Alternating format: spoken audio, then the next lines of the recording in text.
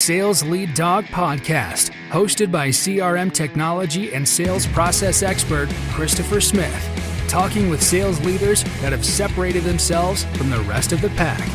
Listen to find out how the best of the best achieve success with their team and CRM technology.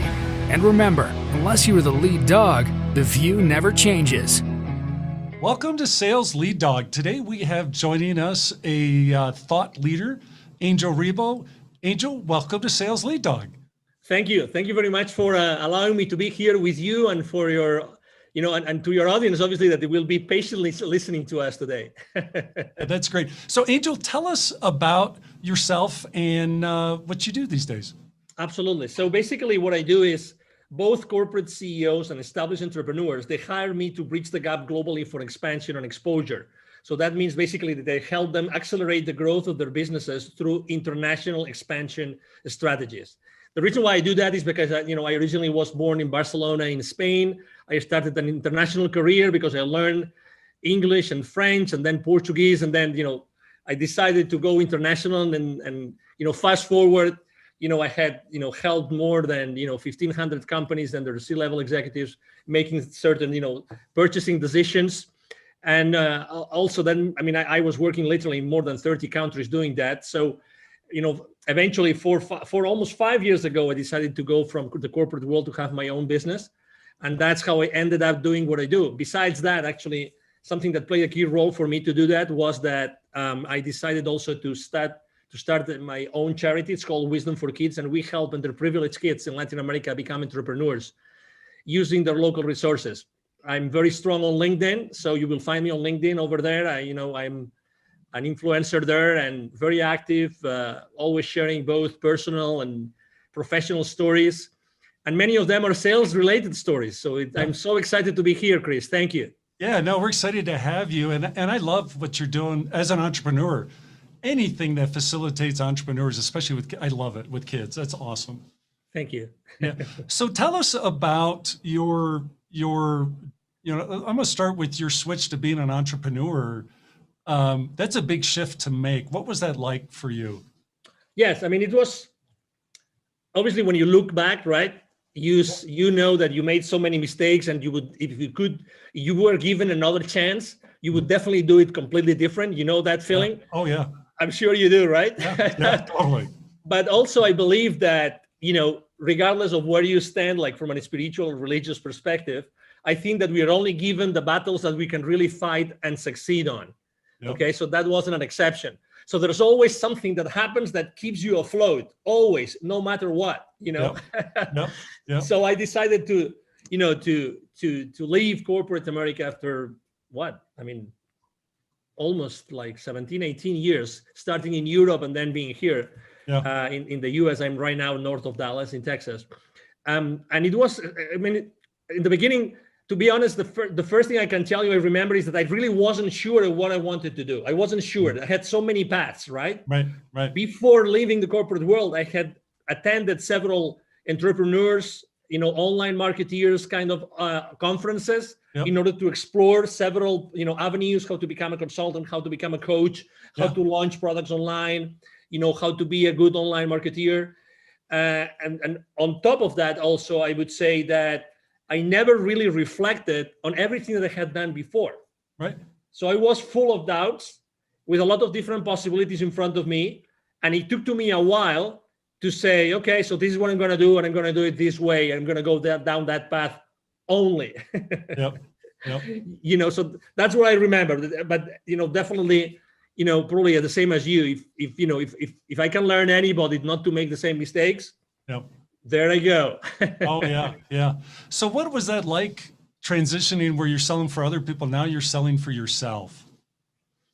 Yeah. So number one is making sure that the imposter syndrome was not affecting me, right? Yeah. I remember that it wasn't until I literally sat down.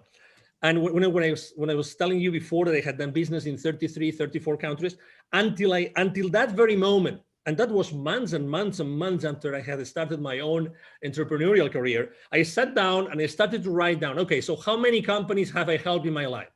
And I tried to cut and paste different spreadsheets from different, places I had worked and done business with, and companies and industries. I put them all together. And then I said, okay, how many countries? Those different companies, where are they based? So I started to make a list of different countries. Okay, and then how did I help them? So I helped them do this, this, this, this, and this.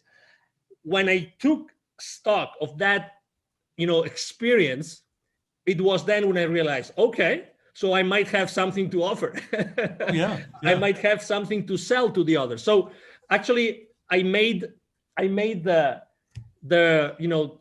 decision. I made the decision of, I'm going to be extremely active on LinkedIn. Okay, so that was my first decision. So I haven't really used networking online before. Right. I was using it like reactively. Now I'm going to be proactive, and I'm going to make LinkedIn the place where I'm going to conduct all my sales. Before, I don't remember selling a single thing. Nothing since the 90s, where I don't remember when LinkedIn was founded, but until 2016, when I decided to set up my own company. Yep. So that was the first thing. So I started to see, okay, so I'm going to do this. How do I create an audience? And then I started to learn how to do business on LinkedIn, how to reach out to people. I made so many mistakes. I mean, crazy things, crazy things. It really, obviously there were people blocking me and you name it, trying to reach out the wrong way and, trying to be artificial, trying not to be me, to be honest, because I was in this, if I had to describe it, in some sort of quicksand, that you know what you do, but you really don't, and then you one step forward and two steps backwards, all the time. And then obviously after starting like doing some marketing, and then having the conversations, right? And how am I going to prepare my own proposals, and what are my own proposals going to look like? And I have to say, probably one of the mistakes I made was also that I didn't reach out to the people that could have supported me, people that I could have partnered up with. Oh, what a big mistake, Right. Definitely. That was a big mistake. But, I'm alive. I still have a family. I still have a home. I still have a couple of cars. I still go on holiday and I vacation from time to time. So it's not that bad, Chris. Oh, yeah. Yeah. I think a lot of people are afraid to make that jump, but it's like anything else in life where you're making a big change like that you have to be all in. You have to be committed to it, and you have to be committed to success, which, for being a sales leader, for our listeners, they might not want to be an entrepreneur, but hey, that's like, hey, maybe I want to make that transition into sales leadership, or maybe I want to go for that position at another firm that might be a much bigger role than I have today. What should they take from the lessons you've learned to motivate them to make that leap? Well, number one, whatever the route is that they pick is good. Okay, it's okay. So because we tend to be so hard on ourselves, oh my God. Okay, so whatever the decision you take is going to be the right one for you. Okay, so that's number one. Number two, if you decide to make that leap, that change, then I would say, just as you said, there's a mantra I use with all my clients all the time, which is take imperfect action now. Take imperfect action now. That's my favorite one. Yep. So I would say, there's no perfect path to where you want to go. Right. But the reality is that the sooner you make certain mistakes, the sooner you're going to get there. Oh, yeah. Yeah. So there's in the startup world, there's this concept called the minimum viable product. Yes. Okay. So any startup, when they're going to launch something, they say, okay, so what's the minimum value in the form of a service or a product I'm going to put together so that the market is going to react positively and they will start acquiring my services or my product, right? So this is so much more simple than what you think. You just have to reach out to the people that you already know, or the potential business partners, and go to them and say, hey, I just started. I just got out, the corporate world. I want to do this. Would you be willing just to have a coffee, over coffee conversation and tell me that makes sense? And if you would be willing to tell me your feedback about this, it's as simple as that. In a week, you can have 5, 10 conversations like that, Yep. and already know what makes sense and what doesn't make sense, and start having those conversations with potential clients.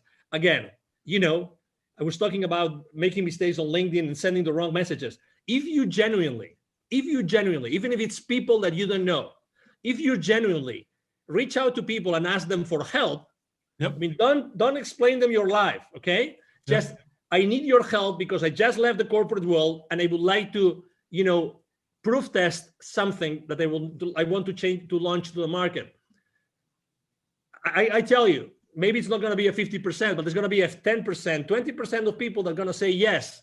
And they will be able to meet, they will be willing to meet over coffee with you to discuss that. Yep. Yep. I mean, and the ones that have been there, the ones like you and me that we have been there, oh my God, do we want to help other people not to make the same mistakes? Oh yeah. Of course. Yeah. Of It's course so we want. important. Exactly. Yeah. Exactly. So, I think that's the most important thing. And again, you don't have to wait. I remember that one of my excuses was, we look for so many excuses. As soon as I left the corporate world, my company held me and put me, they gave me a very nice package and everything. Yep. And they gave me an outplacement company to work with, right? To find another job. Right. I remember being the only one. I mean, very high level executives on the same meeting, blah, blah, blah. I was the only one in the entire room that wanted to be an entrepreneur. Right. The only one, every single meeting. So I would have a meeting, 1 or 2 meetings per week with them, with other executives looking for a position.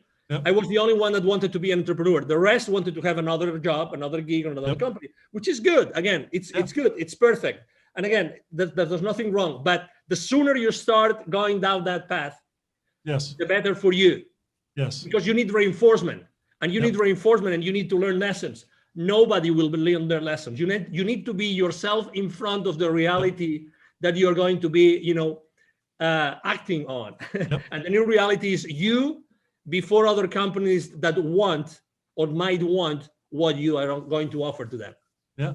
And I liked your advice to work your network, seek out help, ask for help from people in your network to say, hey, I'm thinking about making this transition, be it, maybe it's a new job, maybe it's not, to be an entrepreneur, but there's still a lot of people that have done the same thing already that, that are say, hey, whatever you do, don't do this. I did that. And it was a dismal failure, try this instead. It's you can't buy that kind of help. Exactly. And also something else that I didn't mention, but something that would have helped me a lot is probably to ask for help, even to pay someone to coach me in that process. Yes. There's coaches out there. There's people that have done this. There's people that help you get from a position at the corporate towards becoming a successful entrepreneur. There's people doing that. Oh my God, I wish I had taken the decision. I had made the decision of having someone hire someone to do that for me. Yeah. Honestly, the only resource which is scarce in our lives is time. That's the only one. It's time. We will always get money and anything else, but time goes by. So start asking for help. Hire someone that can help you bridge that gap. Bridge that gap to the first dollar, to the first purchase order. Have someone help you get there. And maybe the only piece of advice of who to hire. I mean, there's literally thousands of coaches out there that can help you do that, but look for someone that's made a lot of mistakes. Yeah, that's great. So when you're working with your clients, is there a common struggle or pain point that they have that hold them back from success? Yes. It's definitely, they don't feel comfortable selling. They know they have a value proposition. Some of them have a solution and there's a problem that exists. Others have a solution, but maybe the problem doesn't exist or it's not big enough.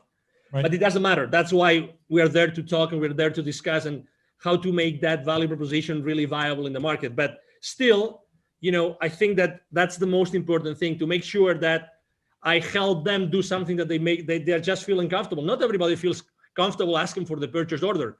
And needless to say, not everybody knows how to go to the market, which is another thing, right? That's why I always say it's expansion and exposure.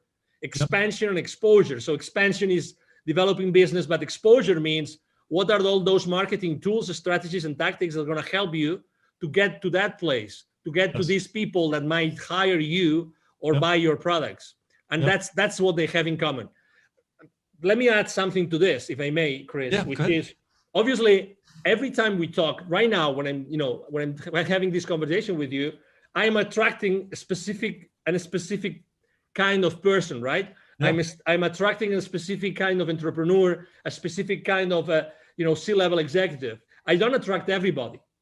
And that's okay. I know what I'm saying, and I'm being me, and I know that I'm going to attract certain persona or a certain avatar, and that's okay. The world is full of people that need my services, and it's the same with you, and it's the same with you, Chris, and it's the same with everybody that wants to go from corporate to becoming an entrepreneur.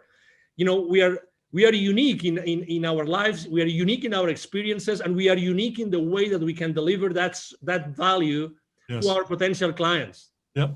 That's why we'll never, that's a conversation you've had probably hundreds, if not thousands of times. I remember when I was training my sales force, the new sales reps would come to me and say, hey, okay, so where am I going to find leads? Oh, that's an interesting conversation. So, So, we would tell them, okay, so this is the source of leads, and I'm sure that your sales VP or your sales manager is going to give you a whole bunch of leads, and then there will always be someone in that sales training, someone raising their hands and saying, and what if I finish my list of leads and nobody has wanted to give me an appointment? I said, okay, that's interesting. I'm gonna do that myself. I'm gonna expose myself with you in front of the rest of the class, right? So if you ever finish all your lists of leads, I commit to you that I will be sitting down with you for an entire day, and we will both look for additional leads or list of leads online or in any other institutions that could provide you with potential clients of your business. Yeah. Obviously, the message I was trying to convey is it that there are not enough leads or potential clients to you, or is it that maybe the work that you're doing is not good enough? Maybe the questions that you're asking, maybe the phone calls, maybe the places where you're looking, right? The reality is, Chris, that nobody ever came back to me, since the 90s asking for lists of additional leads. Right. Nobody. Yeah. So at the end of the day, obviously, we all have to learn somewhere, and we all have to start, with inside sales or whatever, or telemarketer, marketing, or whatever that is. Yeah. What's your craziest sales story from your career? Well, there's plenty, but I have to say the one that I will never forget. So this is the deal, okay? So this is a multinational company. They're all over the world. What they do is they do electric motors. Yeah. Okay. Like all sizes, they're huge. Okay. They are originally from Brazil. Okay. And they were basically opening a huge, they had just acquired a new massive manufacturing plant in a specific place in Mexico. Okay. So the headquarters were using a specific technology, right? Which was actually the technology that I was representing. Okay, so I was covering the entire territory at that time, and I said, okay, wonderful. So we're just going to just acquire this company, so it's going to be an easy sale, right? So they just acquired this additional company here in Mexico. In Brazil, the standard technology is our technology, so it's going to be a piece of cake. Right. It's going to be a piece of cake, right? It's, they already know the advantages, blah, blah, blah, everything. All right. Yep. To make things worse, I'm originally from Spain. As I said before, I was in Mexico, and I was doing that. That wasn't a direct sale from me. So I was doing that indirectly through one of my business partners. Okay. One of my channel partners, to say it properly. All right. So I said, just go there, do all the groundwork, and then whenever you need me to, for the final stages of the negotiation, I show up. Yeah. What was even worse was that the CEO and general manager of that company in Mexico, he was also from Spain.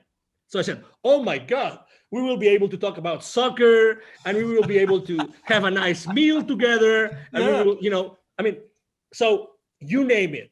when you already have this image in your brain. Yeah. It's lining up. Everything's lining up. Exactly. Yeah. What are the chances of this Brazilian company buying a company in Mexico, and the CEO and GM, he is a Spaniard, right? Yeah. Okay, so we start the sales process, blah blah blah, and then I start receiving symptoms, right? I mean, hey, there's a strong team. They had something like a 35, 40 engineering team, and those were each one represented X thousands of dollars of that particular proposal, right? Yep. So, but suddenly from, the sales director of that channel partner of mine, hey, there's a strong group which are using a completely different technology. These guys have never used our technology. They use another one, and they're very strong, and they really believe it's much more important, right? So I have to say that unfortunately we took shortcuts. We didn't analyze the decision process properly. We didn't analyze the decision criteria properly. We didn't have enough conversations with the economic buyer, with the CEO, with the GM. So we took so many shortcuts that we ended up losing the deal. Oh my. And it was several hundreds of thousands of dollars. Yeah. Several hundreds of thousands. So I will never forget the name of that company. Obviously, I'm trying to be extremely respectful and don't disclose the name of the company. But I have to tell you something. With the director of sales of that channel partner, we became friends because we were badly defeated. And obviously, all the company knew about that deal.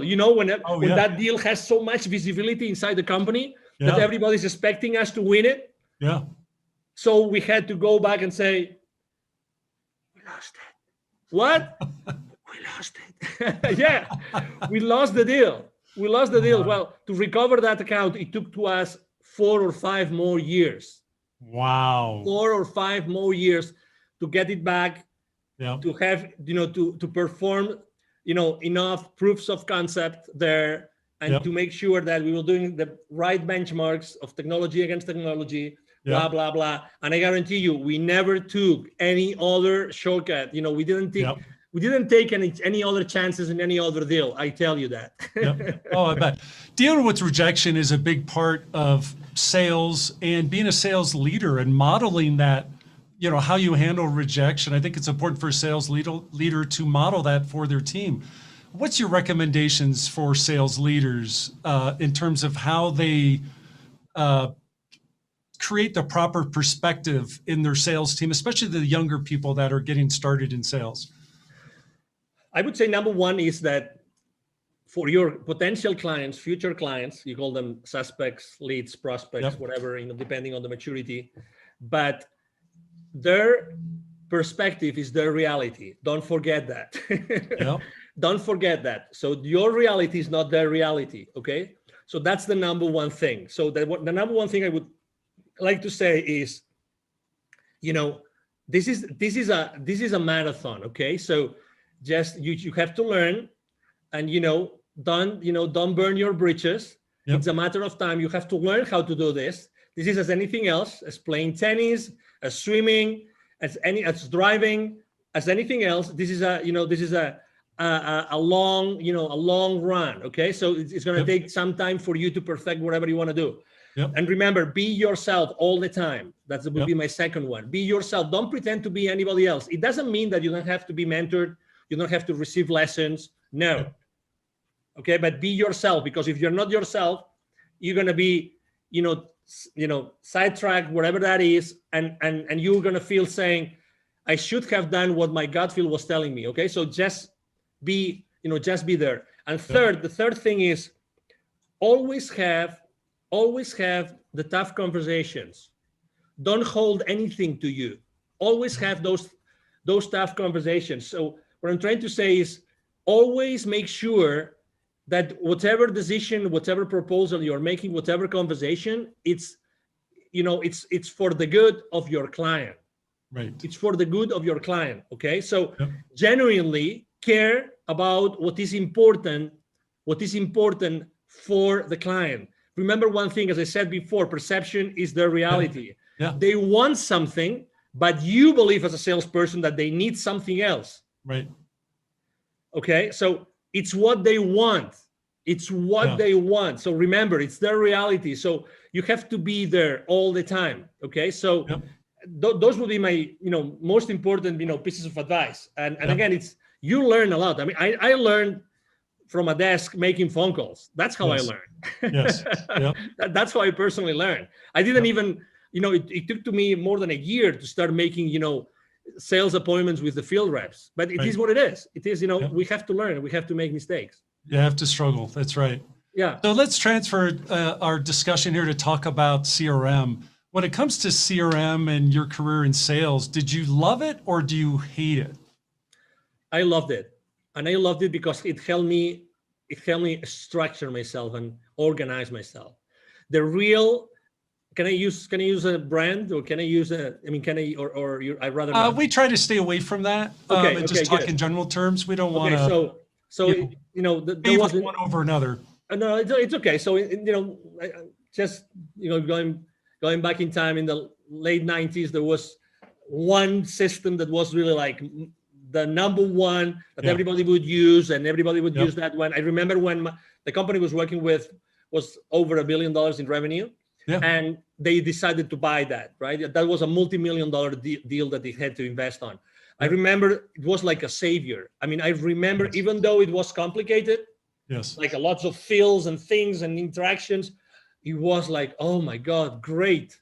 We have a way like to put all that information and to keep that information in at some place so that it's going to help me have a better possibility to follow up on those deals. Because at the end of the day, following up is everything. When every single industry says that the millions are in the follow-up, you bet.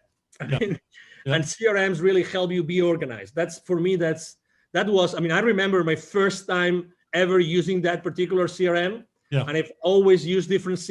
After that, I use CRMs consistently. Yes, it's the peace of mind that you say. Again, a lot of people see it as a way to control, which I understand and which I agree. You need to control your sales force. You need to have some level of accountability with your sales force. I get that, but it's a help. It's something that's going to help you. It's part of your support system, and you need support systems to excel in sales.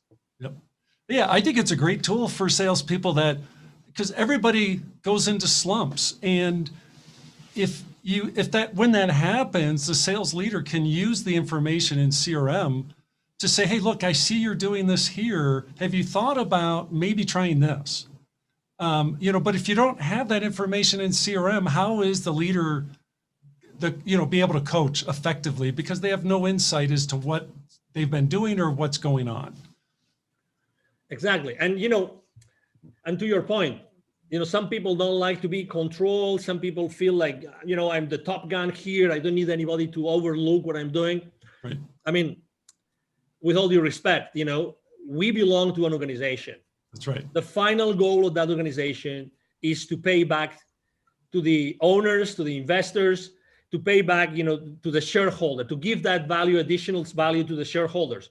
They invested their money, they invested their time, they invested their wealth in making that company successful. You have a job because of them.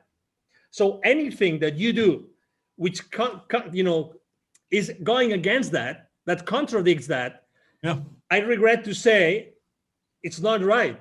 That's right. It's not right. The end goal of any organization is to increase shareholder value no matter what. And you as a salesperson, you have to be aware that every business decision that you make has an impact and a financial implication, has a financial implication in the company and in the profitability of the company. So you're part of that structure. I understand that you like to, sell big and close these big, massive deals and great revenue. But okay, so what are the implications of closing that deal? First, as I said before, for the client, is it going, because in the moment that you close a sale, remember, it's good for you because you get the revenue, but it's a problem in the financial statements, right? It's remember, you are a problem for your client until your client starts to recover the investment. Remember that. That's right. And it's the same for your company. So, okay, you get the revenue, but who has to fulfill that order? Your entire organization behind you has to fulfill the order. Did you take everything into consideration so that you will be able to profitably fulfill that order for your client? These are the kind of things that you have to take into consideration every time you close a sale. Yeah, I could not have said that better, Angel. That is so. Thank you. That's one of the discussions I love to have when we engage with a client is, okay, what happens when that deal's won? What is that being supported by your CRM? Is the information in your CRM to support the team that downstream that, as you said, they now have to take care of that customer. They have to own that relationship and make sure they achieve the ROI on their investment. So important. Absolutely. I mean, in all honesty, I mean, if we want to keep our teams accountable, I mean, we have to, and we want them, all of them, to be engaged, right? I mean, we have to educate them. I mean, very honestly, I mean, because you sell every single day. So I think that having those financial implications conversation is like the elephant in the room. Yes. It's like the elephant in the room. Who feels really comfortable?